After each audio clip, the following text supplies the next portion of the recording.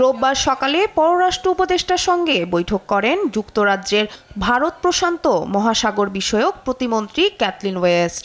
ঘণ্টাব্যাপী বৈঠকে দুই দেশের অর্থনীতি, নিরাপত্তা, জলবায়ু পরিবর্তন ও অভিবাসন নিয়ে কথা বলেন তারা। বৈঠক শেষে ব্রিটিশ প্রতিমন্ত্রী জানান, বাংলাদেশের গণতান্ত্রিক পুনরুদ্ধার এবং স্থিতিশীলতা আনতে ডক্টর ইউনূস সরকারের কর্মপরিকল্পনায় যুক্তরাজ্যের পূর্ণ সমর্থন রয়েছে।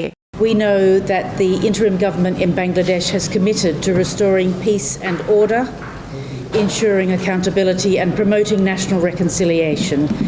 And it has the full support of the UK government. During my meeting with the Foreign Affairs Advisor, Tawheed Hussain, I welcome the interim government's determination to build a better democratic future for the people of Bangladesh.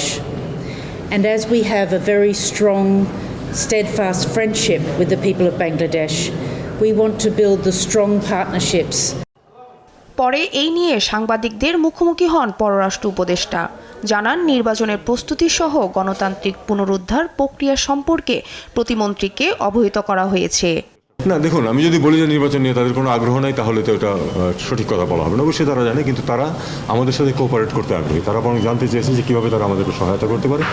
আমিও তাদেরকে পরিষ্কারভাবে বলেছি যে আমাদের এখানে কারো কোনো রাজনৈতিক অ্যাম্বিশন নেই। আমরা আসলেই একটি সুস্থ গণতান্ত্রিক পরিবেশ সৃষ্টি করে দিয়ে আমরা সরে যেতে চাই।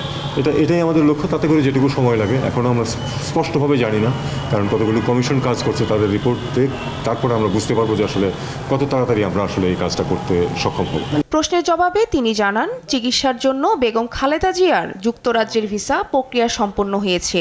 কবে যাবেন সেটা তার বিষয়। এটা আসলে পররাষ্ট্র মন্ত্রণালয় থেকে জানা কিছু নেই। এটা আমরা অবশ্যই সহায়তা করেছি, ভিসার ব্যাপারে আমরা হেল্প করেছি।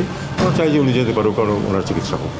প্রয়োজনীয় সংস্কারের মাধ্যমে অন্তর্বর্তী সরকার সুষ্ঠু গণতান্ত্রিক ব্যবস্থা নিশ্চিত করতে চায় বলেও জানান পররাষ্ট্র উপদেষ্টা।